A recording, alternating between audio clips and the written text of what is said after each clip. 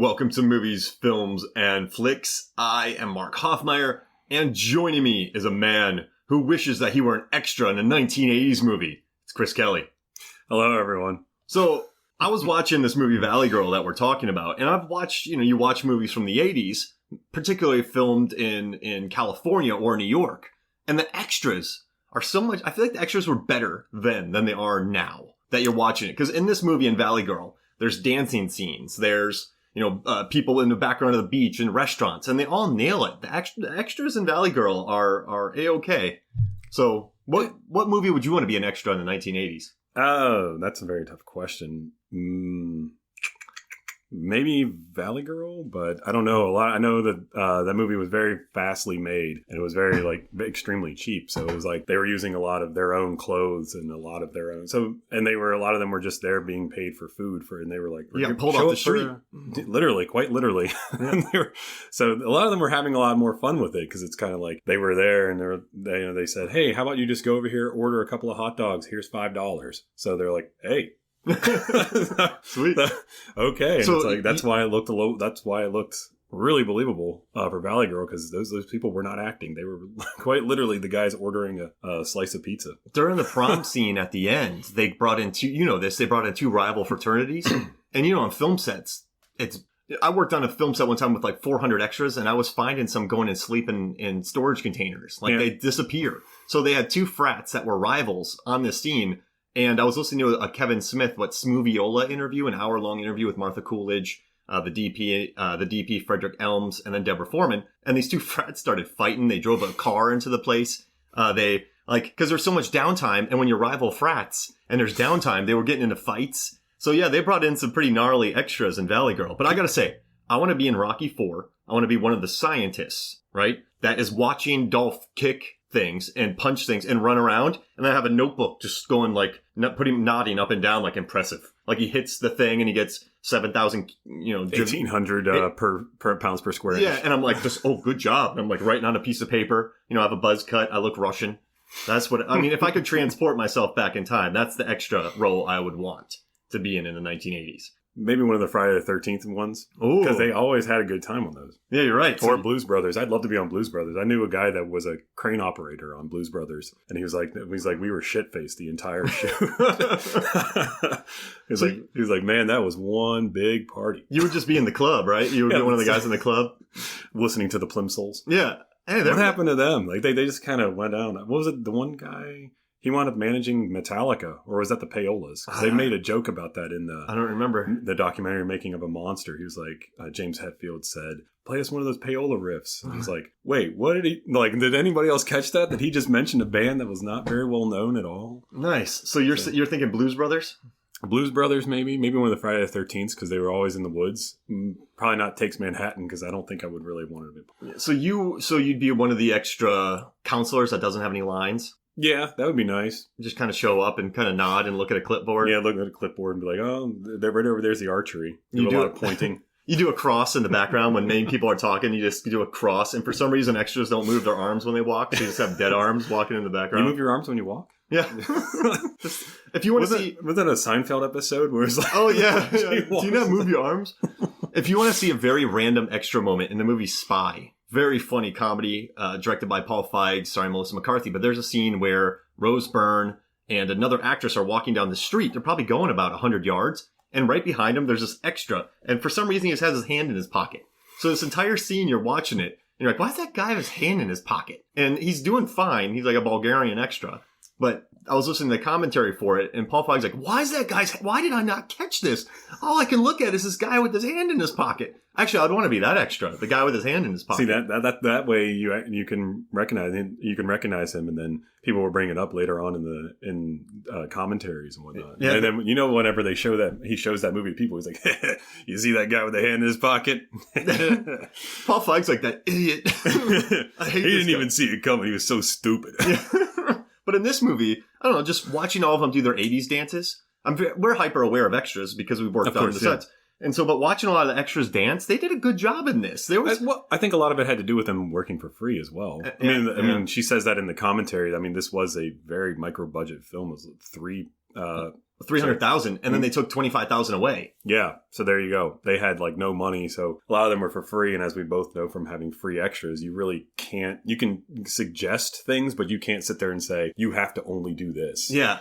So it's like you can say, "Oh, okay, well, don't look too ridiculous," but at the same time, it's like, well, we really can't do that. And it's like they show up wearing their clothes. Thank God most of them had neon because that's what they wanted to go for. Yeah. Because they wanted to show the contrast between the Valley and the Hollywood guys. So a lot of them had like those pastels and neons and everything. They looked really ridiculous, especially to us nowadays. But that was the look back. That was the look. Pop collars. Yeah, double popped collar. Remember when that came back when we were in college? I know because I did that, and then I got made fun of so bad for it.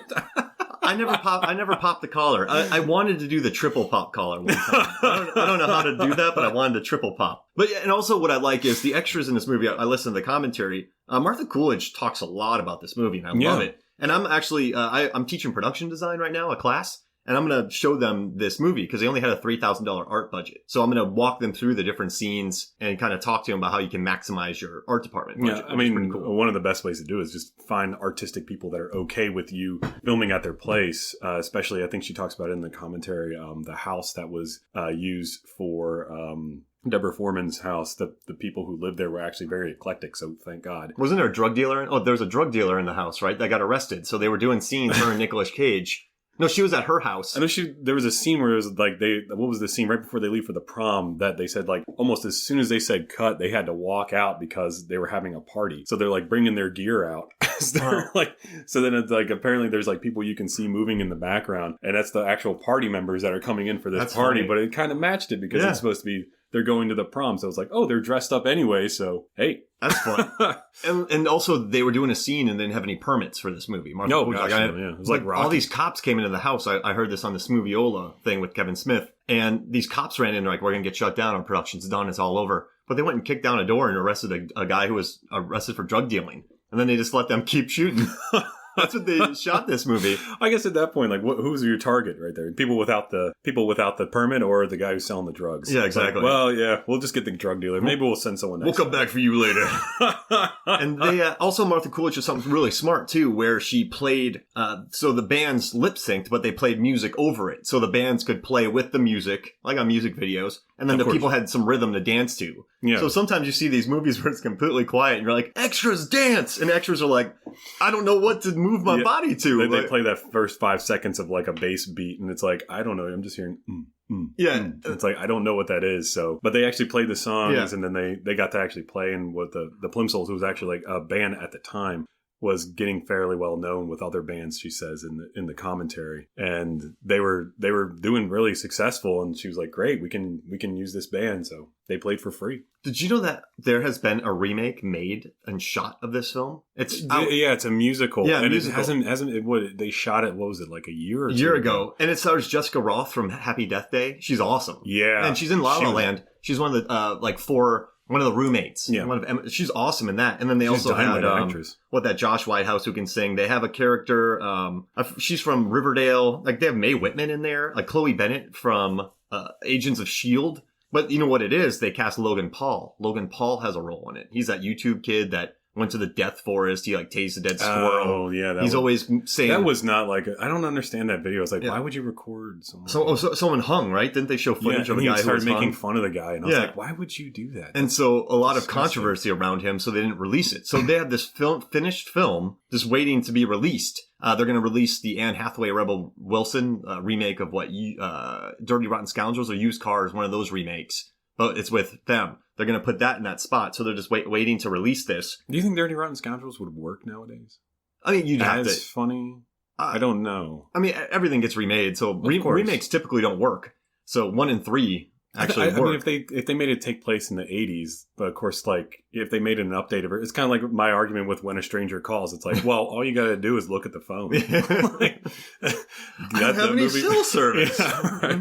Like, that movie is very fast. They could have just cut that in the first 5 minutes. I don't understand how there was any suspense. But so, I mean, we'll see. And it's just interesting that this movie's sitting on the shelf, just hanging out because of it does happen. Antics. Like Case 39, which back when I used to do blogs, this was many years ago. That was one of the first ones I did. It's like, I wonder what case 1 through 38 was. The title. And that movie sat on the shelf for, I think it was like 4 years. And they were waiting for Renee Zellweger or Bradley Cooper's career to pick up because they were unknowns at the time. Well, not. No, you're talking about Texas Chainsaw. Oh, no, that's the other one. So Renee Zellweger's been in 2 delayed horror films. She was, but then she did Bridget Jones, and then that's kind of what brought her back. And Case 39 Case 39 happened. Like, shit. they were sitting there going, oh, okay, well, everyone liked Hangover, so here's Case 39 with Bradley Cooper. And that was, I mean, whatever. I thought they had one really good line in it, which the little girl, when she talks in her demon voice, she's like, and she said, I forget what she says. She's like, Case 36 was the best. But Case 35 is second. This Case 39 I don't like. I haven't gotten over Case 33. That was a long night. I haven't been sane. Big cigarette in the hand. That Case 33. You don't know those movies? Hey, let's pull a Bulgaria. But Bulgaria didn't work. Well, we'll try it again. Hey, let's pull a Case 17. That didn't work. Well, at least it wasn't Case 12. You're right. Yeah, but do you remember Case 19? No, because I was on peyote the whole time. 72 days later, I woke up. And then I guess we had done 3 cases in between then. I was in the Grand Canyon. It was really beautiful, but man, I was dehydrated. I guess one of the cases was you finding me. That was Case 22. Sorry about that. Sorry. Yeah. All right, back to Case 25. Yeah, I can't go back to that. I lost 2 fingers, 3 toes. I grew back the one toe on my finger. They grew back. I need more cigarettes. That reminds me of Case 3. The case of the missing cigarette case. We weren't making much money back then. I was really pissed about losing $5. Someone thought that a ghost stole a case of cigarettes. It was just her husband. Turns out it was a haunted cigarette case and it stole itself. The weird thing is, no one stole the cigarette case. It just disappeared into a portal. It was still there. I was really kind of confused with Case 7. Have you seen Poltergeist? The Poltergeist stole cigarettes. Apparently they smoke. Demons smoke cigarettes. I didn't know they liked camels. I mean, how are we going to get those back? That raised more questions than answers. Speaking of smoking in movies, Nicolas Cage in Valley Girl. Remember that? They're outside of the movie theater, and he says, he's smoking a cigarette in the with his 3D glasses. Michael Bowen, yeah. Michael Bowen's like, "Oh, cool! Is this movie in 3D?" He's like, "No, but your face is." Yeah. He got a lot of different jobs. All right, so let's. I guess we'll lead into this movie. What do you think? Yeah, I think that was enough. So this is directed by Martha Coolidge, written by Andrew Wayne and Lane Crawford, and the DP was Frederick Elms, who shot Blue Velvet. He shot everything that David Lynch did. He had done Eraserheart before this movie. And so Eraserhead. Martha Coolidge did a ton of Go-Go's music videos, which is probably the reason why they leaned more towards him, because he did a lot of 80s music videos. He shot one of my favorite films, Wild at Heart. Yep. That's a good movie right there. The Namesake, which if people haven't seen that, you could see Kumar in a decent role. Cage and Dern. What? Nicolas Cage. No, right? I was talking about The Namesake. Oh, The Namesake. That was like whenever he was at Cal Penn. He was actually he's a really good actor. And that's one of the ones he did. And then he also shot Horns. Oh, Horns. Nice. Yeah, that's a good look. Oh, Aha. He always makes movies look pretty good. Alejandro Aha. He's got a great eye. I can't wait for him to make another movie. Yeah. Martha Coolidge was given $300,000. The executives told her, we have a script called Valley Girl. It's based off they thought it was like a Frank Zappa kind of, Valley Girl, Valley Speak kind of talk. Yeah, they thought they'd be able to use that song, but no, Zappa's not really big into doing that. And they look at it, they tell Martha Coolidge, here's the script. We need 4, all right, so we're not going to go tune this, but we need 4 pairs of breasts in the movie. I love she talks about that in the commentary. Yeah, we don't care my first one. She's where they're at. We just need to have them.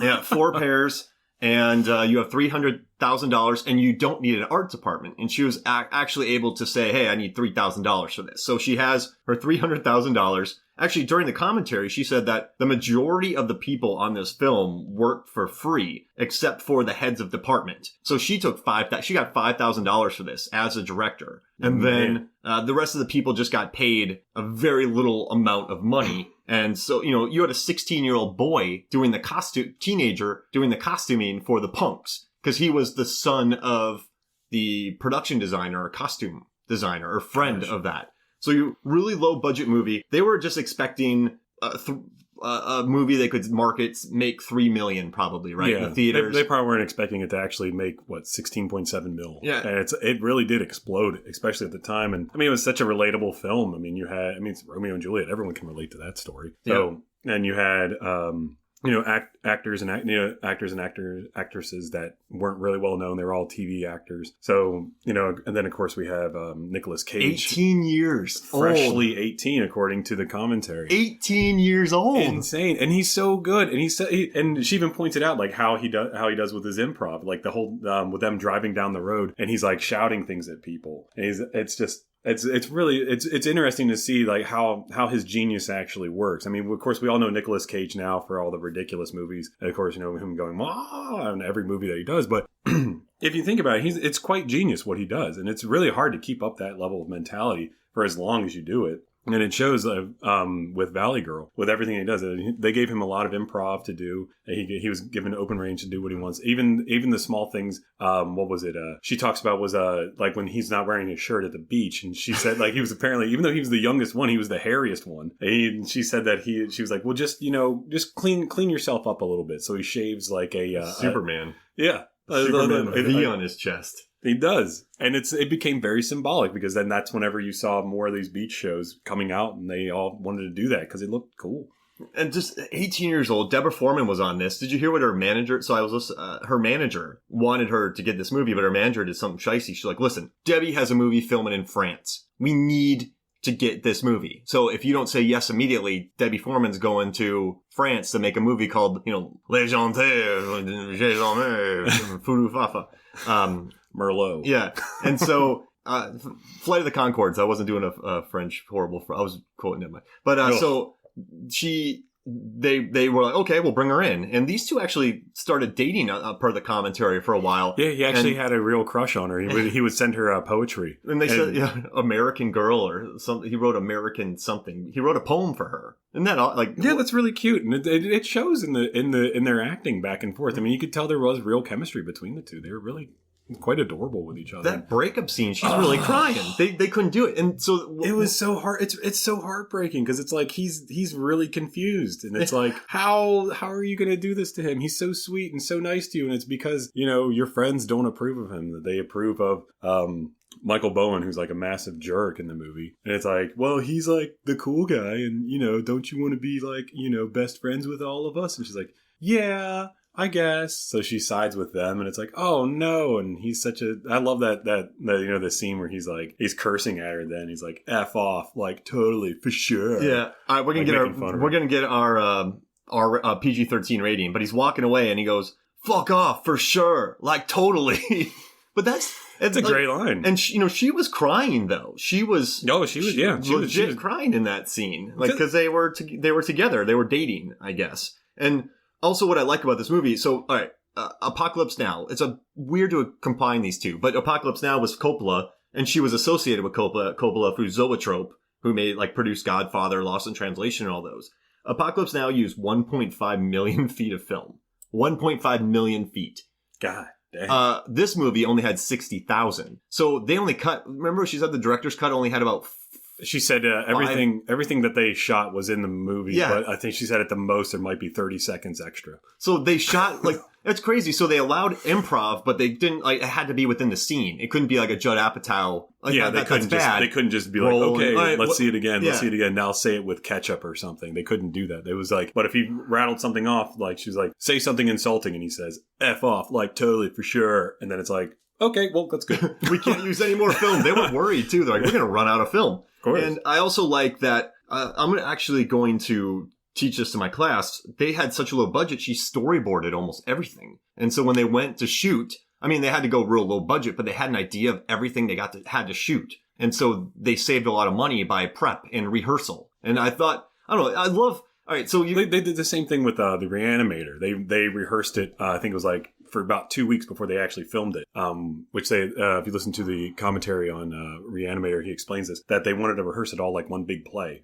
So that way when they actually showed up, and they should do this with more movies, in my opinion. Of course, budgeting and, getting schedules to work out, you probably can't really do that with people with bigger names.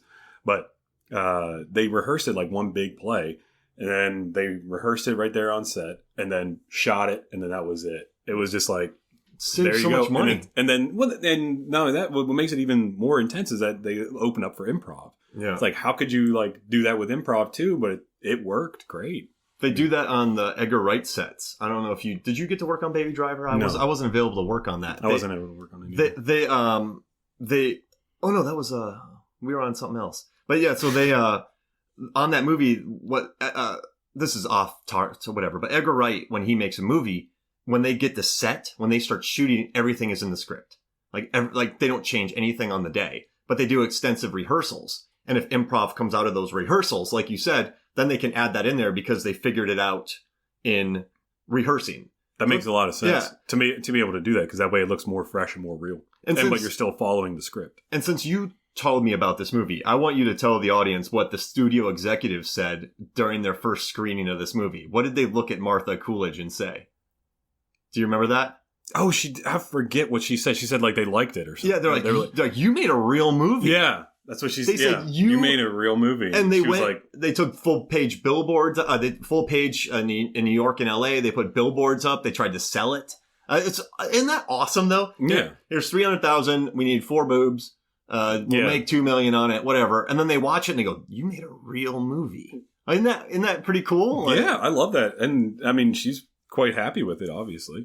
I just bet those guys were high-fiving each other. And you know what's interesting? Martha Coolidge, she also said she borrowed money from her parents during the filming of these 20 days. And the DP, Frederick Elms, what I love is we actually talked about this with the guests where the Adam Wingard's like, I hate being on set. Frederick was like, it was a nightmare. He's like, I don't even know how I stayed awake. It was 20 hours every day because we shot in 20 days. So this was like a tough film to shoot in those 20 days. But they kept the budget down and did a great job. They must have been recycling a lot of extras, especially for the party scenes. Yeah, they must have. They had been like, okay, well then you're good. Go Casting out. Crew, like boyfriends of the, anybody who's on there, boyfriend, girlfriends. Also, I know you heard this in the commentary, but I love in the beginning when you watch it.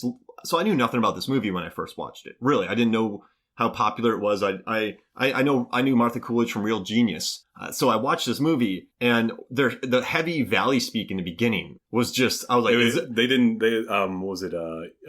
Daily, who we all know as Tommy Pickles, and Froggy from Little Rascals. But she didn't really know how to talk like that. So she just kind of like mimicked whatever she thought. And then they went to certain malls and listened to what people would say. And then she just kind of morphed it in her own, like, oh my God, gag me with a spoon. Yeah. And some real big quotes came from that. And you know what I thought was interesting, what Coolidge did is that they started really heavy in the beginning with the valley speak. So you're like, oh, okay, I get it. But then they're like, we couldn't do that the whole shoot. So they went really heavy in the beginning, and then they dialed it back throughout the movie. Mm-hmm. So when they added it in, you were used to that kind of vibe.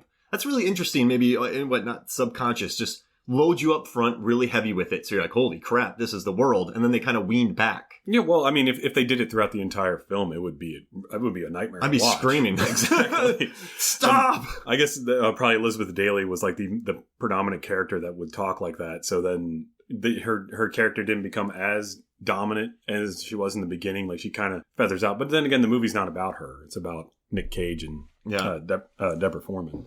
And I love the line where in the beginning, so she's dating Tommy, the pop collar guy who likes to eat her sandwiches. He was like our age. Yeah. It's like, wow. Yeah. But I love such a contrast between the other people. He was a big dude. But I love, she's like, Tommy can be such a dork. His brains are bad news. And then they're like, he is bitching. I'm becoming to think I'm an old chair. Like, you're just totally grody. Yeah. Like in the beginning though, you're like, wow, this is a lot. But it's pretty interesting that in the beginning she breaks up with Tommy and then you know what I like about this movie too is why I think it works is that the side characters, like the parents, let's see, what is her name? Who came from Apocalypse Now. Yeah, who came from Apocalypse Now. Her parents, so Julie's parents, Sarah and Steve, they're the opposite of the normal 80s parents. Like, come back next Tuesday and it's a Friday. Hey man, we remember the 60s, man. Remember he blows out his water buffaloes and he's like, did I get these at Woodstock or was this the March on Washington? Yeah. It's like, you were right the first time, honey, and it was 14 years ago. Because you wanted comfortable shoes. Yeah, you're going to do a lot of walking.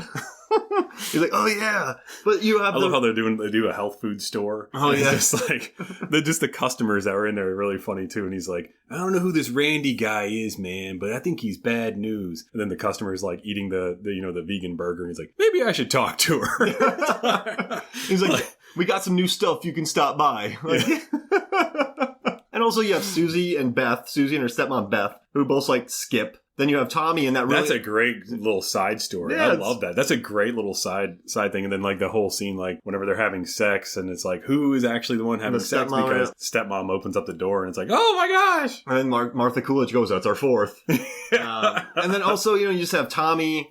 You have that really awkward scene that he has with that girl, where she's like, "Are we going together?" It's like, no. But if you tell anybody, the ex-boyfriend, she's like, well, that's really shitty what you're doing, and he's like, I don't know what's worse, like the fact that you're a shitty friend taking advantage of me, and it's like, I like how she put that in there about how certain guys just treat women like complete garbage. She said that was her most proud point. That was a great moment. I love that part because it's like, yeah, that guy. I was about to say the F-bomb. So yeah, we already got our PG-13. That guy's a shithead. Yeah. He's a terrible human being, and it's like, I like how she showed that, but. Her friend doesn't want to say like, well, how do you know he's such a shitty person? And what's she going to say? Like, he ate your French fries. Yeah. And it's like, well, or she going to say, I almost had sex with him. Or, come on. You can't say anything. You can't. I mean, what are you going to say? And I love that, how she put that in there in that movie. And then at the end where he gets his just desserts, quite literally. Cake fight. But she did some other really smart things too, where Tommy starts eating Julie's food when they get back together. Yeah.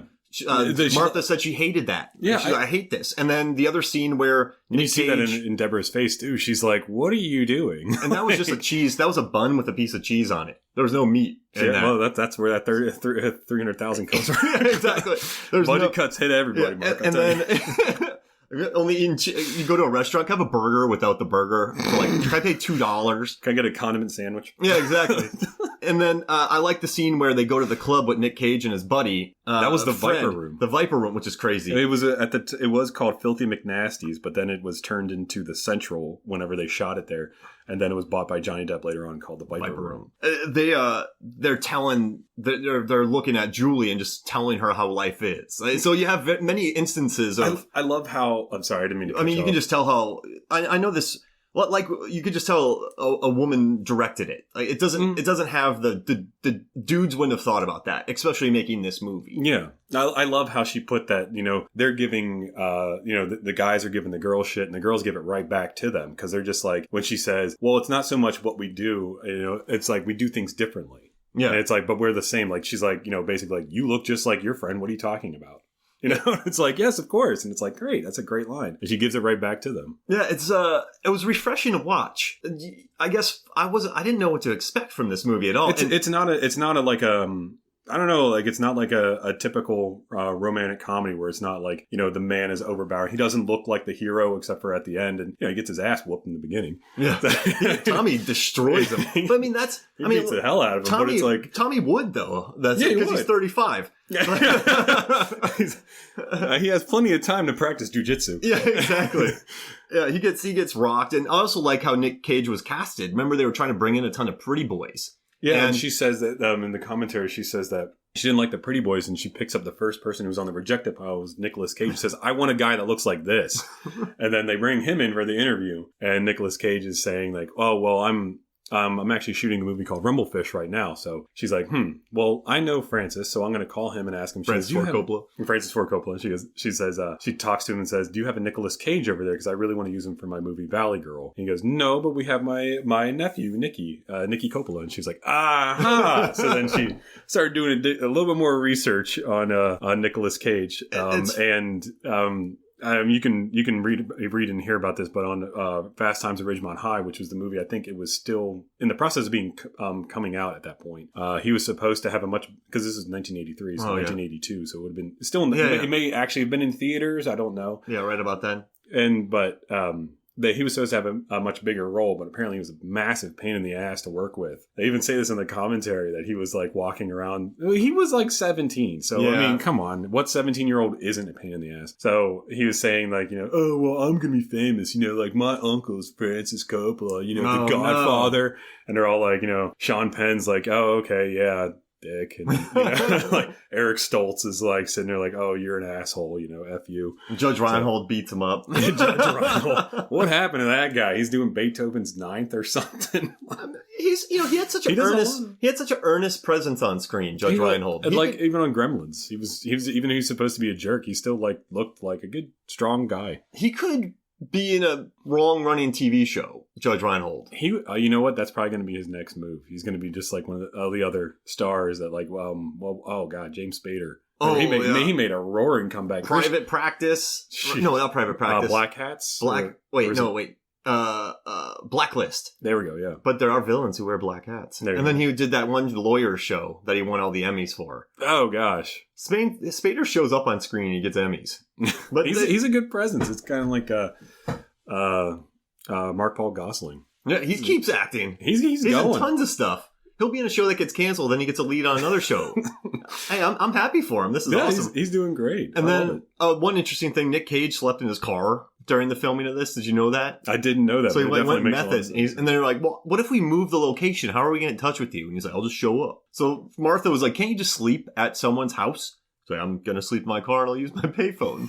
What a turd on this. But I think it worked with his authenticity and what he brought. I mean, he may have slept in his car, but she said she loved him at the end of the day. She said that he really worked his butt off. Yeah, I mean, yeah. He did a lot of great scenes, very memorable things. Well, I liked, one of the things I liked a lot was the scene where they're like on a mountaintop. It's him and his buddy, and he pulls out the little kazoo thing, and he's like, yeah, a sad note on it, right? And it's like, well, but apparently he tried to play something else, but then he bit it because it was like one of those wax ones. So then I don't know if anybody else remembers this, but back in the day, they used to have like wax toys that it was like a flute or something, and then you could play it and then you could just chew it afterwards. What? They used to have those. Remember they used to have wax lips too.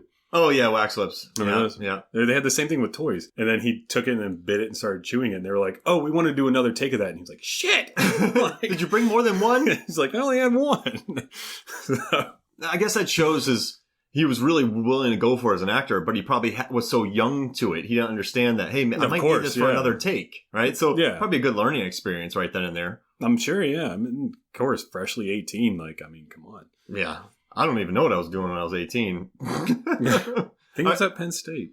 All right. So how about this? Let's take a break. Let's figure out what we were doing when we were 18 years old. I probably can't remember. I don't want to remember. But when we come back, we'll talk more Valley Girl. Welcome back to Movies, Films, and Flicks. And apparently when I was 18 years old, I was traveling in a circus. Did you know that, Chris? That was case 9. Yep, that was case 9. The whole case was Wisemark with this circus. He doesn't know any tricks. So basically, I would just kind of run out on the circus floor and just kind of run in circles. You ran into the dirt, and then this is back whenever, Barnum and Bailey was still a thing. Yeah. So you had the top hat. Yep. The long coat. That was about it. They had to make you did a lot of running. I mean, I noticed that. I think people were really impressed by the end of it. They're like, I don't know what that guy did, but he ran for a solid 90 minutes. That's how Forrest Gump got started. You're right. I got pretty dizzy because it's a circle if you think about Barnum and Bailey. But, I mean... Dirt went up everywhere, and then case 10 was born, so... We had to get rid of the dirt. All the dirt shot up in the air, and then the lion got stolen because it was so, messed up. Someone stole the lion when I kicked up all the dirt. See? Case 11. Yep. Son of a... Man, that was a good case. I was in Toronto. I created 2 cases out of my one case. I had to blow it wide open. I remember case 17 was us just reviewing other cases. We were reviewing case 2 through 16 because case 1...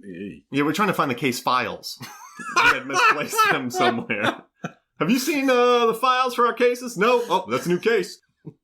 Got case 20 already lined up for you, Mark. So I had a place and I moved, and then they got left on the moving trucks. And then that happened, and a couple of years went by. So when we went to the place, that moving truck place was closed. But then they turned out they had an auction at their storage unit. Someone bought all that. We traced them down. They had sold it to a pawn shop. We went to that pawn shop, and luckily it was still there. The guy was using it as a chair for his computer. It was a hell of a case file. He had really long legs. I think the guy who owned the pawn shop was actually Kareem Abdul-Jabbar. Yeah. So he could actually kick his legs up that high. It was a lot of cases. But that was a good case. I mean, it was detective work. We used detective work on that one. We did. And, we got it back in less than, 7 years? So. Yeah. 7 years. We're not very good at it, but you know what? It was like True Detective. Yeah. You know, that first season takes 40 years. 20 years? Yeah, right. That was us trying to hunt down the case. At that point, they're just saying, hey, come here, man. Just, why don't you pick another case? All these people are trying to hire us. No, we got to find our old case files. How am I going to make the new files if I don't have the old ones to put them in?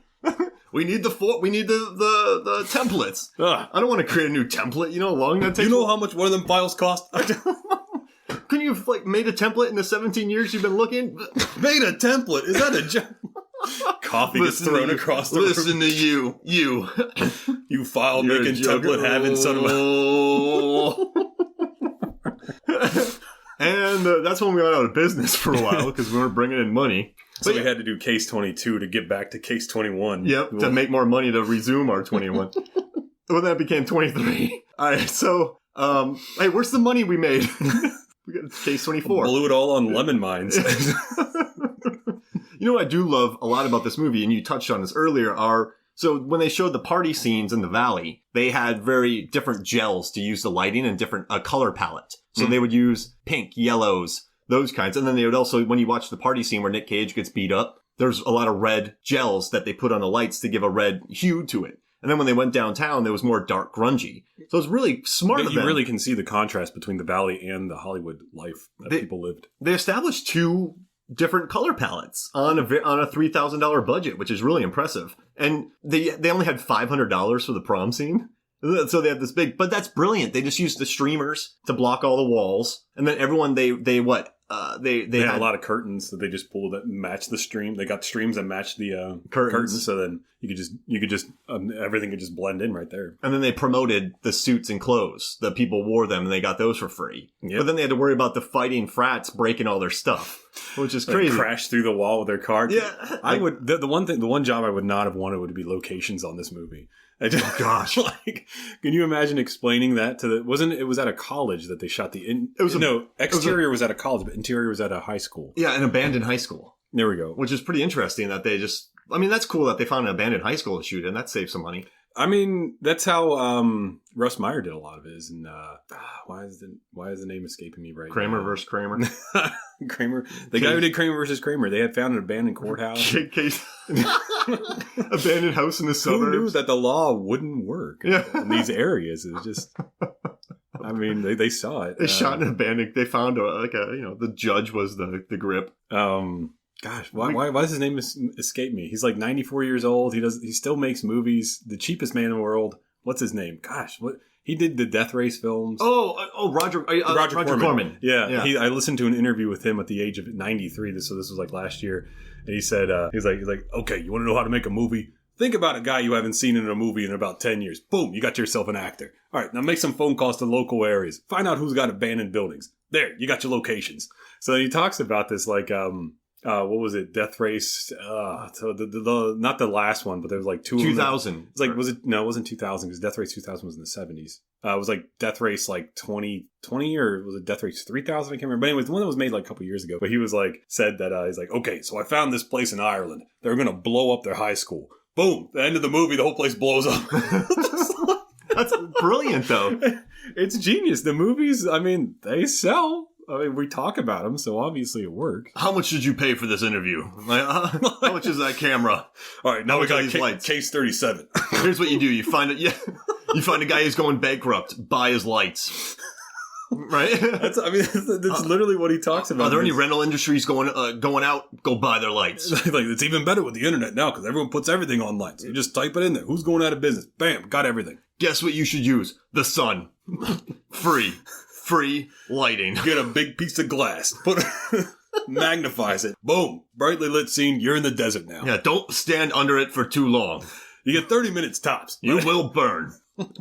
But it will be free. Find a beach house that's going out of business. You got yourself SPF. Do you not afford, flags and gels? Can you not get a big, shade for you to be over you, some silks? Stand under a tree. I see a lot of dead trees here. Why aren't we cutting them down? Okay? That's wood. When it gets cold, we'll use that for firewood on my sets. You got yourself heat and you got blockage. Bam. Yeah. I'll get in there. Let's make this movie. It's like...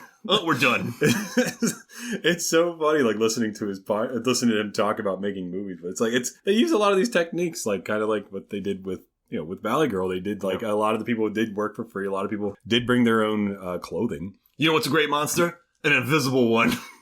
Hey, It Follows. Look, we got It Follows. We got A Quiet Place. We got Bird Box. You ain't seen squat. But guess what? Everyone thinks they're there. Yeah, I'm terrified. It's happening. What's happening? Listen, don't show your monster because you don't need him. It's wind. All we gotta have is we need to have a Mark Wahlberg sitting there going like, I don't care if I die. I gotta be in there with you. Where's the wind? I don't see anybody win. I don't see no wind. Exactly. Free monsters. Make a movie. I mean, it works. Yep. Need an ocean? Shoot on a pond.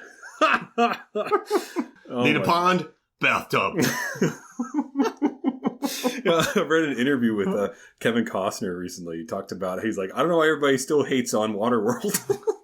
It's like, you go overseas, everyone talks about it. They're saying, when are you making part 2? I was like, I beg to differ on that one, Mr. Costner. That movie spiraled out of control. That's they built that entire atoll and dragged it out to the ocean. That is insane. Yeah, I've read stories about people getting lost out there for like days. They just jump on a jet ski and they just and then they come back. They find out like they crazy eyed and sunburnt with hair that's like shooting up like Einstein. They got like ZZ Top style beards, and you're just like, they just found some crew members on an island 20 some years later. They asked if they could hang a flag, and then they were like, okay, he's good now. I'm not leaving this island. Roger Corman said I was hired. Yeah. I was working on Waterworld, got hired by Roger Corman. Roger Corman came up to us after the movie. Hey, can I use these sets? Hey, that's a smart idea. Well, they did that. There's been a number of movies. I've worked on it, actually. They did that. A lot of Christmas movies do that. They'll wait till like the first week of January. Then they'll show up and just say, hey, we'll shoot a Christmas movie here. We'll pay you like a couple of like $1,000 to just leave it up for another week. And they're like, and the town's like, of course, go ahead, because we're going to leave them up anyways, because most Christmas decorations don't come down till like the second or third week of January. So they're like, oh, okay, well, we'll just leave them up there and we're being paid for it anyways. But it saves the production a ton of money rather than going out and buying it. Was that My Frickin' Christmas thing? Did you work on that one? I did, but I was only there for the driving scenes. So if you watch him driving, it's actually me. Oh, hey. Yeah. Chris Kelly, That's driver. True. Yeah, yeah. That was a fun. You weren't fun even day. in a car. You were just pretending to drive. Roger Corman produced it, so it was just me on a green screen. You can just if you can recognize the knuckles. There's 3 people pushing a car. Get 8 broken down cars. Get people behind them to push. You pay them $50 each. Just go to the local carnival. If your car's not run, have it go down a hill. It looks like it's driving.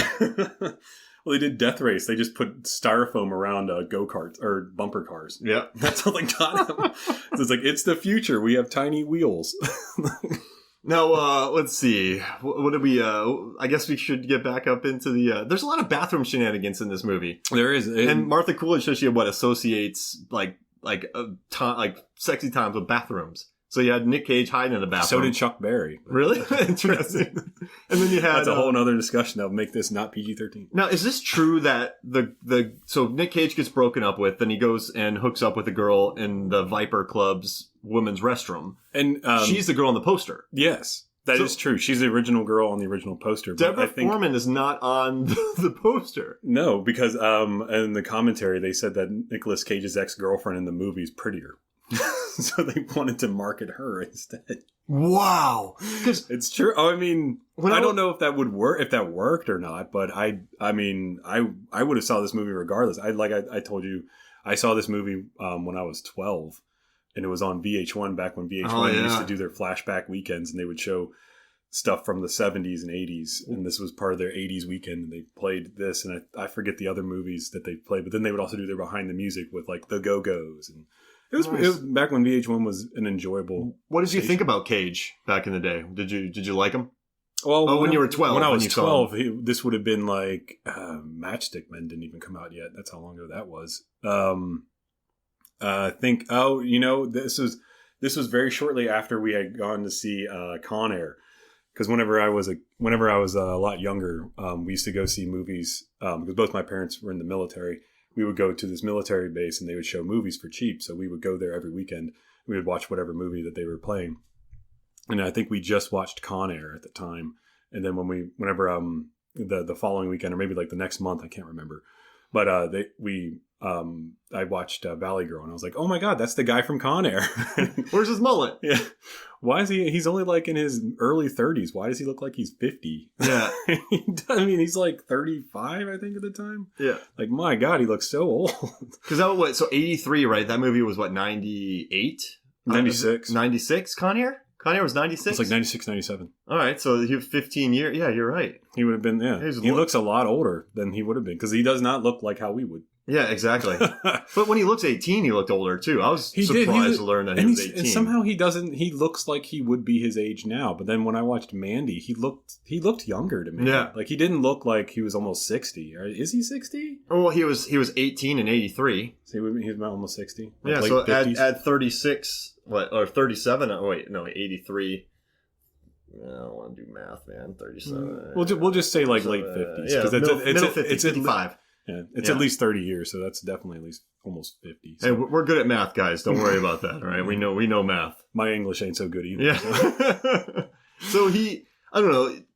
Let's see, what else did we... what about the scene where he gets broken up with and his buddy's like, you gotta win her back by all the crazy methods. Yeah. So, all right, does he get a job at the theater? I think he does, or maybe he just kind of shows up. I like how he... the one I liked the most was whenever he's the chef. And he actually showed up with a chef hat. That was his actual hat. And he was just like, I want to wear it. And Martha was like, go for it.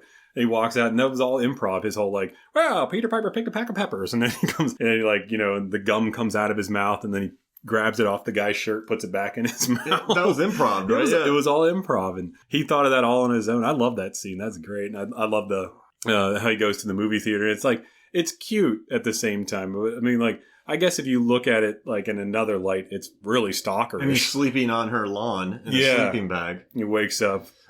So the same thing, I want to ask you, so in Say Anything, there's that scene where he stands outside her window with the boombox playing the song when they first hooked up. Now, in hindsight, yes, would I ever do that? No. Would I work at a movie theater or work at a chef's place or sleep on someone's lawn? No. But they are like 18-year-old kids in movies. Yeah. So, and these, you don't think about do you think about the creepy... Cage wasn't thinking about the creepy consequences of what he was doing. I don't think anyone did, because the music's a little bit more lighthearted. It's not like, they're not playing like Demure Gear or something whenever he shows up and it's like, oh my God. But it is cute. Yeah. I would think it would be cute. Not unless there was like serious ill will, but we all knew that, Deborah didn't really want to break up with Nick. So whatever their names in the movie is, I can't remember. Julie and Randy. So it's like, she didn't really want to break up with him. So it's kind of cute that he also was like saying, I don't want to break up with you either. So I'll just kind of, very smallly interject myself in your life. Also the book with the pictures in it. Nicolas Cage actually went out and got those pictures on his own time. Wow. Like he showed up to it because this was back in the day when malls used to have, they would have photo booths. Like, I don't know if they have them now. I haven't been to a mall in forever, but they, he went in there, took these photos, and then he put them in the book. Right. It's cute. Yeah. I thought that was really cute. And the context of the world, it was meant to be lighthearted. Yes. And if you did it in this world, it would just be a little much. I think girls or women would definitely be freaked out if you just you show up and you're sleeping on their yard. Yeah. I know my girlfriend would be terrified if she broke up with me and then I'm like sleeping in her hallway. Yeah. Just like, you have a house, Chris. What are you doing? Leave. Get out of here. Maybe he was actually sleeping out there. And I got to say, so at the end, I want to talk about one of my favorite things. So Nick Cage shows up to the prom eventually to win her back. Yeah. And he does a flying nut kick to Tommy. Yeah, he nails him. I love that. Well, it's Tommy's fault, though, because he's showing off. Remember, he pops him. He's like, I'm going to give you the chance. You never gave me. Pops him. Tommy gets up, nails him back. And then he goes to take off his jacket and everything. And he does his karate moves. And then he turns to Julie. And then he's like, all right, watch this. And then wham, right in the balls. I love how the band... what's the name? What is this, Bangkok? The band's just standing there looking at him like they're like, yeah. I mean, Tommy would win the fight. So Tommy would destroy Cage was right in kicking him in the balls. Of course, he used Hollywood rules. I mean, Valley people probably don't think about nut kicks. They probably, I feel like Valley people fight fair. Well, they probably fight with numbers more. But Cage does a flying nut kick, and then a food fight breaks out. And then they do one of their two graduate, Martha Coolidge does two graduate missions. They get into the limo. Crap, I was going to open this. So I did the intro. I just kind of let it happen. But I was going to do, joining me as a man who wished he got into the plastic industry. It's Chris Kelly. Because plastics. Yeah, when you think of Chris Kelly, you think of plastics. But I like that they just did a random plastics graduate nod. And at the end, but the end of this one ended happier than the end of Graduate. Because on Graduate, Mike Nichols just left the camera on them to linger. And then they both went, holy crap, we're in a lot of trouble. But in this one, they're smiling. She throws the bracelet and... Yeah, she throws it out and you see them driving down the highway and I Melt With You, which wasn't a hit. Wasn't a hit. It wasn't a hit at the time. And Martha talked about in the commentary that she heard that song on the radio and says, I don't care. I want to have this song in my movie. And because it's so perfect. And of course, with this movie, it became a hit. So... the song I Melt With You would probably not have been as big as a hit if it wasn't for this movie. And I love when she first heard it, she couldn't sing it, so she told the guy, this is a song I want. And she's like, go find it. And the guy's like, what? There was no internet, right? There was no... There wasn't.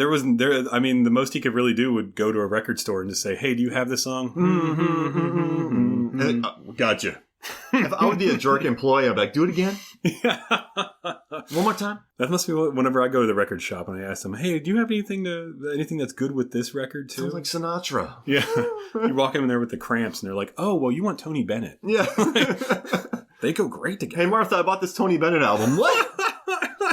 All of a sudden, Rags to Riches starts blaring. But no, but I just, what I like about this movie, and I appreciate you bringing it to me, is introducing this to me, is that it's just such a good, it's a movie that wasn't supposed to be good, but it was good, and it was a hit, and it still feels genuine to this day. And it's also a movie, even whenever I saw it as a young boy. Lad. A young lad.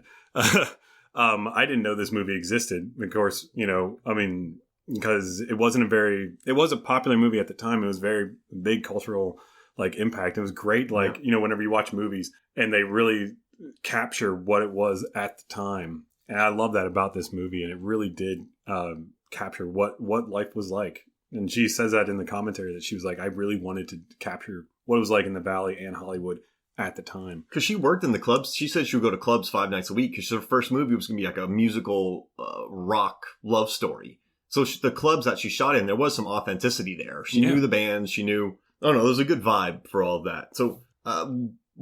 quick question though for you. We had this for our podcast. We got a question, and I want to ask you what two movies kind of capture the essence of Nick Cage's career? If aliens came down to Earth and said, "Show me 2 movies that encapsulate all of Nick Cage's career," what are they? What 2 movies? So if you had to pick 2 in his entire filmography to show, so there's many Cages. There's Bored Nick Cage and Next and other movies, and there's Bonkers Nick Cage. Everything made after 2007. And then, well, no, but or 2000. Yeah. He did Adaptation. He was nominated for an Oscar for that in the 2000. Yeah. There's Alcoholic Nick Cage, which was Leaving Las Vegas. That's right. And then there's Mandy, which is just Nick Cage, his manic acting used really well. There's Joe by David Gordon Green. That's burly Nick Cage, used really well. So it's like he's a really good actor. Yeah. I think that in recent times he got a bum rap because, we all remember The Wicker Man. And he needs to make money. That's why he kept making all these movies. Yeah, did you read about that? He dropped $2 million on a Tyrannosaurus Rex skull? Exactly. So his son is a death metal musician, so I guess he's look up photos of him. He looks like a buff Marilyn Manson. Really? Yeah. So he's huge, too. He's just trying to make money right now because of, real estate, all this kind of stuff. So he's just churning out movies. He does smart things too. He knows that he goes to movies that he picks movies that are low budget, and then he says that he'll take it's like a $6 million film. He'll take $2 million of the budget, and it's like that. I know it sounds shitty to do, but 15 days.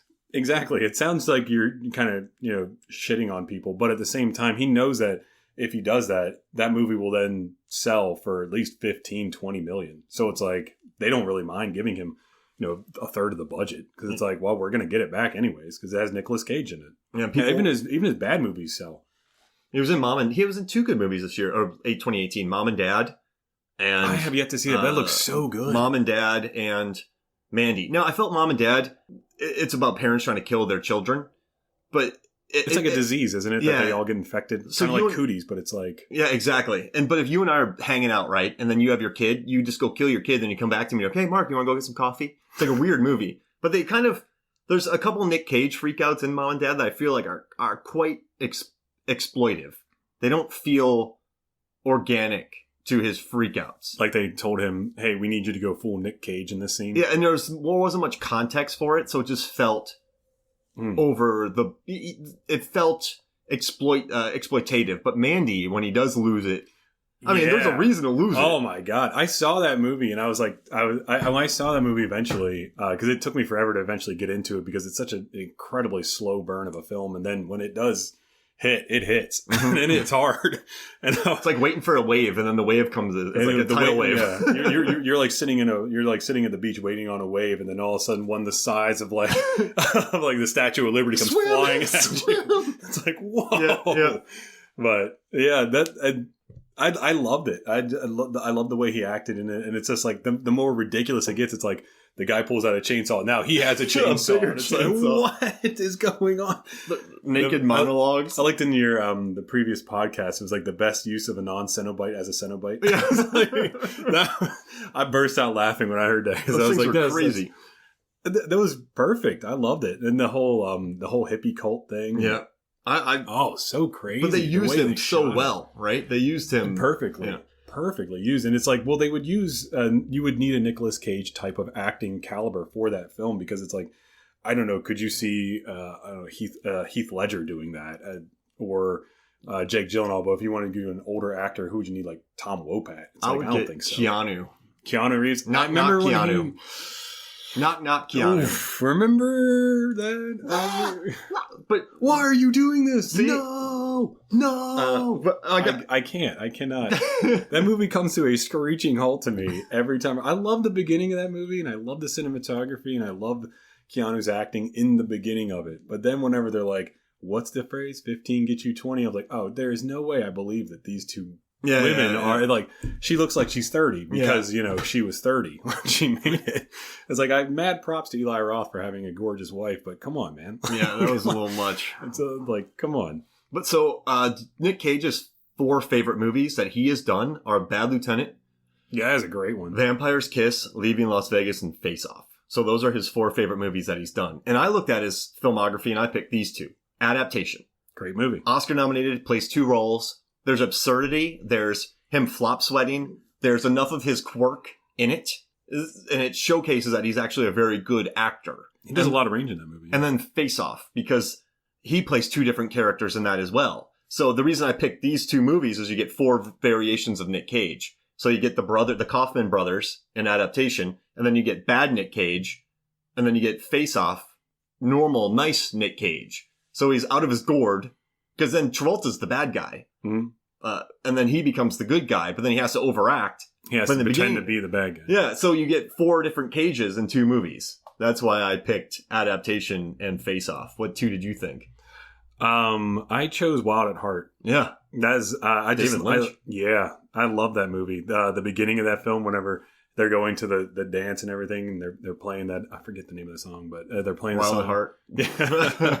They're playing the song, and it's him and Laura Dern going in, and the guy that's there to basically kill Nicolas Cage, and he stops him and he starts talking to him for a minute. He's like, hey, blah, blah, blah. He's like, I'm supposed to kill you. Nicolas Cage just grabs the guy, beats him, and then throws his head against the wall, like, and then he's like covered in blood, and Laura Dern's like, oh my God, what did you just do? And he's like, come on, baby, we got a dance to go to. It's just like, oh my Lord. Yep. And then of course he goes to jail, gets out, and the movie, it's a very, and he says like he would never marry a woman unless he could sing I Can't Help Falling in Love. I think that's the name of the song to her. Elvis. Yep. Because he's a massive Elvis Presley You mean fan. UB40? Yeah. I think you are drastically mistaken, sir. It is. If there's one thing I know about Ukrainian reggae music. Yeah, from Sliver. It was not on the Sliver soundtrack. It was on the Sliver soundtrack. That's actually not a bad record. I have that one. Red Wine, and Yeah. that's a good song Yeah. too. I don't care what people say. That's a great one. So Wild at Heart. And... Wild at Heart. And I mean, it's just, it shows his range. And then, of course, at the end, whenever he's presumably dead, and then the two fairies come out, which is, very much like in Godzilla, the two, for the Mothra fairies come out, and they start talking to him, saying, like, no, you cannot die now. You're wild at heart. And he says, he's like, I gotta go. I can't fall in love with a woman. I'm wild at heart, baby. I gotta go. And it's such a bonkers movie. Yeah. And he used a lot of his own wardrobe for that film as well. It's awesome. And then, of course, he gets up and, he's like, he gets on Laura Dern's car and he just, wow, man. It's so beautiful. It's a beautiful, like, little romantic drama. Very weird. I like when Lynch is grounded in his weirdness. Does that make sense? This movie... You mean like Lost Highway? Yeah, well, Lost Highway. That's a 4-part podcast. I'm calling you at your house, right? I love that scene. I like when there's, I don't know. It's Wild at Heart feels kind of grounded, but it's also really weird. It's not super. Like you can follow the narrative. It's kind of like him doing a mainstream movie. Yeah, but it's a David Lynch version of a mainstream movie. We tried that with Elephant Man, but I don't think he had much to do with it other than like. He probably talked about the shots, but that was very much a studio film. Yeah, so that's why I kind of like it. It's a mainstream. It's like a love story, but it's a David Lynch movie. Yes. But it doesn't feel like Mulholland Drive. No, yeah, it's not like it's very much like a mainstream film, but it is David Lynch. It's like a David Lynch version of a mainstream film. Exactly what you said. Yeah, thank you. Excuse me, my ego's just been inflated. Let's take a break. Case 38. Where's Mark's ego? The other one I picked was Lord of War. Oh, yeah. 2005 classic. Very good. Jared Leto plays a drug-addicted brother. Man, Jared Leto at that time, he was just playing drug addicts. Requiem for a Dream. Just bounced one right after the next. He's like, when I get older, I'm going to stop doing this. I'm going to play the Joker. Yeah. So I'm going to be in Dallas Buyers Club. That's not going to be a drug-addicted film either. And that's Ethan Hawke in that too, right? Mm-hmm. Yeah, Ethan Hawke's also in that too. What a great cast! Is it? Yeah, dynamite film. And it was at the time whenever you could Nicolas Cage was doing his movies where he was going full Nick Cage, which this was also at the same time as The Wicker Man, and there was a lot of other movies that he was doing where he was just screaming and throwing things around. Of course, this is nearly a decade after Kiss of Death, where he just walks into the bar, screams at the one random guy and says, F you. Yeah, a BMF. Isn't he a BMF in that movie? What was the one scene? Oh, bring it back to the original question. Like, what movie would I want to be an extra on? It would not have been Kiss of Death, because whenever he's walking out of the bar and he grabs the random extra. I don't know if the extra even knew what was going on or if he was actually a stunt guy. He may have been. But he grabs him and throws him on the ground. Yeah. And the guy looks shocked because he's like, whoa, I'm just supposed to be standing here. But that was Nicolas Cage back in those days. He was beefy in that movie. He was a big guy. He was threatening, physically threatening. Yeah, he was a big fella. Beefy. All right. But I chose Lord of War because it really showed his range of acting. And he was portraying a real character, Victor Bout, who was a Soviet Union arms dealer.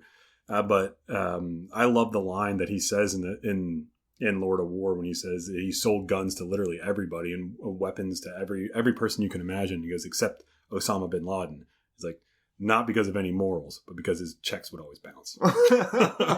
It's such a great line. Yeah, that movie is refreshing too because it does show you that he can dial it back. Yeah, and he is a real actor, and you can really see that in those films. And then you have you're right. You do have like the nutty stuff that he's done, and of course, what was the last? He's not winking at the camera. Yeah, he's not Jimmy Fallon. I do like his National Treasure movies. I love him in. Those are fun to watch. He's a lead in that one. Does that make so? He's a lead in most of his movies, but in this one, he's just like a Disney lead, like the male lead. Yeah, he's very, very clean cut. Very, like.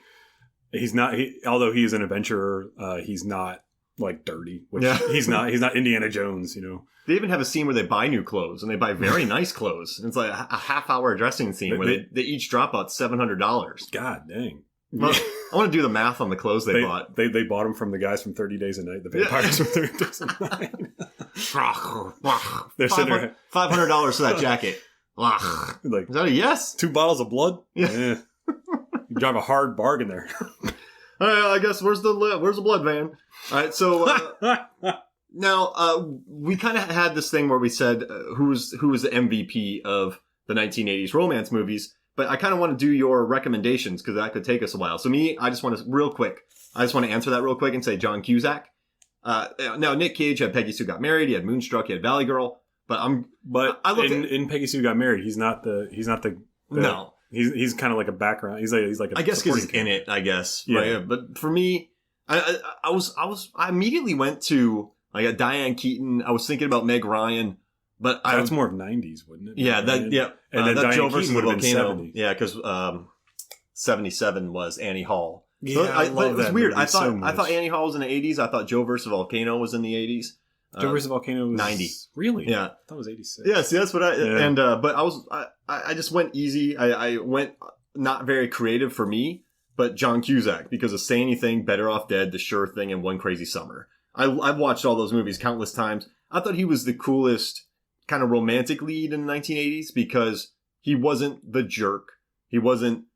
He was like Nicolas Cage in Valley Girl. Yeah, he was like the punk rock guy that he was cool and lovable, and his girlfriend was always the polar opposite of who. But he wasn't Tommy, right? Yeah, he wasn't.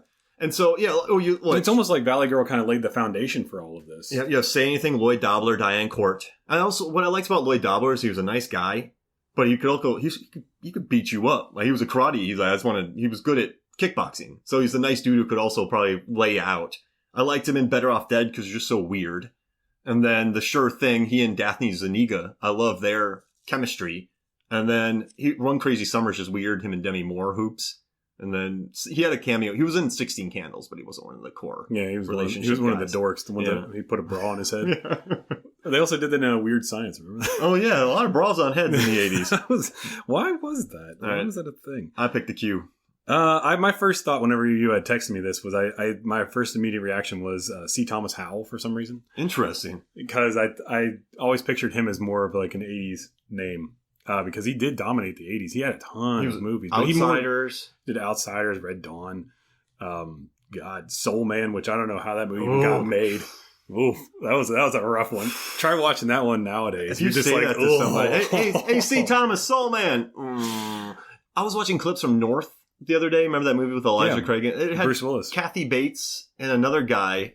I think Abe Vigoda. Abe Vigoda was in that? I don't know, maybe. But they were in brownface for Native American Inuits. And you're like, Kathy Bates. And then here we are with the Lone Ranger and Johnny Depp. Tonto. But yeah, whatever. But yeah, that was... read the review that Ebert wrote about North. You'll get a good laugh. He hates that movie. It was a bad movie. Yeah. I didn't even like it when it came out. Horrible. It was stupid. I mean, I was like the age of that kid too. It was like I would have been like 10 or 11 when it came out. I was like, you got it easy, kid. What are you complaining about? I bet you kids who actually had bad lives watched that movie and went, I hate this child. But my first thoughts were going to see Thomas Howell because he did Secret Admirer. Soul Man, regardless of the plot of the film, does have, I don't know how she falls in love with him, but anyways, I would figure he probably would have just got beat up. But she does fall in love with him, so it is kind of like a romantic comedy, even though it is very backwards way. And then he did Return of the Musketeers. So he had certain films throughout the 80s where he was doing a lot of romantic comedies, and they were dropped like sporadically. It was 85, 86, and 89. So he was just a lot of 80s. C. Thomas Howell is what you're saying. And he did a lot of movies and TV shows in the 80s. And then in the 90s, he just kind of petered out. And now he just plays, kind of like Matthew Modine is just kind of like a background supporting character in various films, which, at their age, why not? Matthew Modine had a good run in Stranger Things. Yeah, a great run in almost every movie he does. He did, 47 Meters Down. Yep. And then and a movie that I worked on, which I finally is now on demand, An Actor Prepares. He plays a character in that too. Nice. So the Mo Dean. Yeah. All right. So I went to him, but then I started doing more research, and after doing more research, I found that Patrick Dempsey.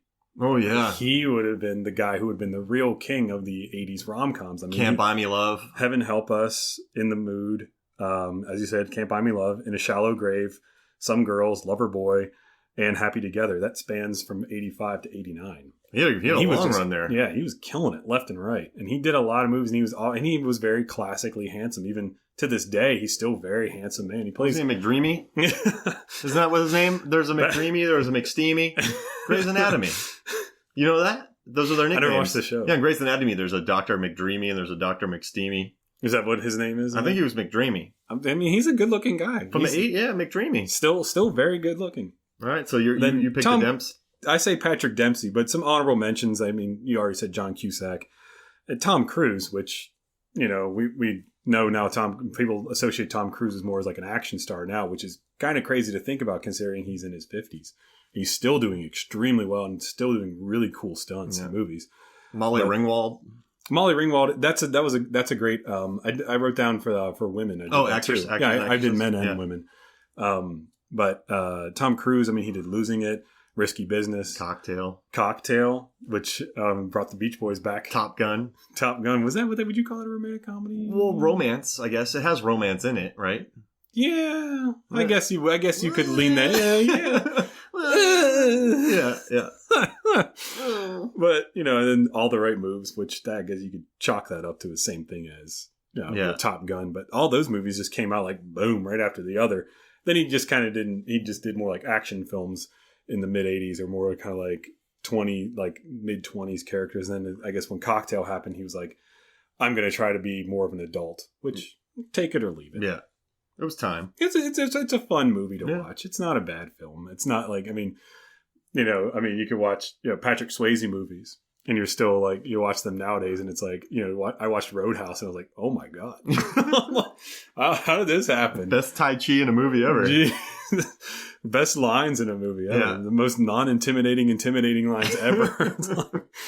Jeez Louise. And for women, as far as 80s rom-coms went, everybody just immediately goes to Molly Ringwald, obviously, because 16 Candles, Pretty in Pink. And she also did The Pickup Artist and For Keeps. And those movies were that spanned from 1984 to 1988, which, so she was turning them out one right after the other. But then when she turned down John Hughes, that was kind of like when her career went to shit because she wanted to be taken seriously as an actress and as a woman, as opposed to John Hughes, who was forever stuck in high school, which say what you will about his movies. Sometimes when you're in your 50s, you gotta let go of the fact that you went to high school. But Blink-182 is still going strong, so I don't know. Yeah, I love Blink-182. Don't hit. California was a little bit of a rough record. It was not. The first song was okay. They got a Grammy nomination for that. Yeah, well, Elvis only won one Grammy ever, and that was for Best Gospel Record. So you're comparing Elvis to Blink-182? Hey. No. Crosby, Stills, and Nash, I think, all won. Yeah, exactly. See, Blink, like that. Crosby, Stills, and Nash, Blink, and Elvis. I'm a grown man, and everyone has their own opinion, but when people start hating on Blink, I'm like, All right, so what else? Put on my Dickie shorts. I thought about Julia Roberts as well, but she controlled the 90s. She had Steel Magnolia and Fry Green to Steel Magnolia was the 90s. She had that great line in what Steel Magnolia is. I would rather love somebody for 30 seconds with all my heart, something like that. The wedding scene. It's been I don't know how many years since I've seen that. I got a big clip on Valentine's Day. I did some work for Rotten Tomatoes. There's a video coming out. You'll see.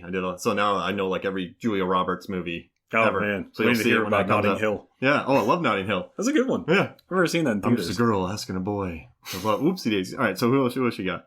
And then Mary Stuart Masterson. Oh, yeah. Who did Some Kind of Wonderful. She was like the tomboy in her name was Tomboy in the Some Kind of Wonderful. But that was a cute movie. That was one of the ones I was going to say as a reference, but I'll talk about that in a little bit. But then she did, Chances Are, Mr. North, Heaven Help Us. She always played kind of like the rough and tough girl that liked the boy, but the boy was supposed to be in love with the model-esque girl. But then she sometimes would get the boy, but sometimes not. And she was really good. She did a lot of rom-coms in the 80s. Nice. And then, of course, she was mostly famous for playing Idgie in Fried Green Tomatoes. Idgie. Yeah, she was great. I love her. Oh, yeah, man. She's a great actress. You got some recs for me? I do. I do like to reference a couple of movies that just in case, people are listening to this and they go, oh, well, I want to watch Valley Girl now. And they do, and they like that. You could just go on the internet and look up other movies to watch that are like Valley Girl. But, sometimes it's always nice to just hear what somebody who likes that movie references. And I have to say one of the movies that's a great one to go along with this is Romancing the Stone. Oh, yeah. Adventure. It's a good adventure yarn. It's great. Yeah. kind of a dumb plot, but it's great. It's fun though. She goes like her sister gets kidnapped by like drug lords, so she goes in to go get her, and then she meets up with Michael Douglas, who's like this insanely handsome man, and he's rakish. He's a rogue, and it was like right before Indiana Jones was a thing, so it was all kind of that whole adventure moment. It's a fun movie to watch. Oh, for sure. It's fun. Something kind of fun fun fact about that movie is that they originally were not going to use Michael Douglas, despite the fact that he produced it. Wow. Because they wouldn't take him seriously as an actor because of his dad, Kirk. So he talked about this on WTF with Mark Maron, saying that it took him a long time. Even when his movies were being produced, it was hard for him to actually get a role in a movie. But this was like the movie when he did it. The rest of the producing world was like, okay, we believe him as an actor now.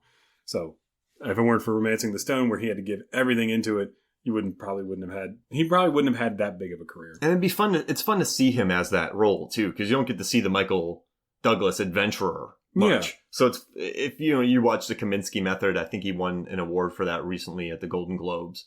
It's just fun to see him as a rakish. Yeah, he's very like rough and tough. Yeah. Gets the girl type of guy. Permanently has a 5 o'clock shadow. Always covered in dirt, and it's a fun movie to watch. Awesome. Another one which I just talked about, which was Some Kind of Wonderful, which was written by John Hughes, so it's very much done in the same vein as the 16 Candles, Pretty in Pink, Breakfast Club, that whole type of feel. And Some Kind of Wonderful is one of those movies that I would strongly recommend to watch. If you do like Valley Girl, you'll probably enjoy these movies. Sweet. So Some Kind of Wonderful and Romancing the Stone. Mystic Pizza is also another good one. And Kramer versus Kramer. Kramer versus Kramer. That's the best movie. The only thing that movie was missing was arm wrestling. So Stallone took note from that and was like, I'm going to make Over the Top. When I turn my head back. Yeah. Well, he was dealing with his child because he wanted to have something for his kid. Of course, the whole movie's about child custody and arm wrestling. Someone made a funny joke, though. They're like, so he wins a new truck so he can be gone all the time on the road. That's how he's providing for everyone. When I turn my head up, it's like flipping a switch. Yeah. It's like, whatever, I don't care who's across from me. It could be, my best friend. They're going down. It's like the guy drinks gasoline, eats the cigar. It's like, oh my God. That guy's going to die. They used real professional arm wrestlers in the movie too. And it's like, it's kind of funny because that guy who's this big hulking behemoth that Stallone has to take down at that in the end of the movie, it's like this guy would just murder him. It would be like that scene in The Fly. Snap. Cracks his arm in half. All right, so that was fun, man, and thank you for introducing me to Valley Girl. I really enjoyed talking about it. Yeah, thank you. Anytime, man. I love referencing movies, especially people they may not have heard of them. So. Awesome. So for me, Mark Hoffmeyer, and for Chris, wants to be an extra in 1980s movies who loves plastic, Kelly. This is Movie Songs of Flicks. We'll see you next week.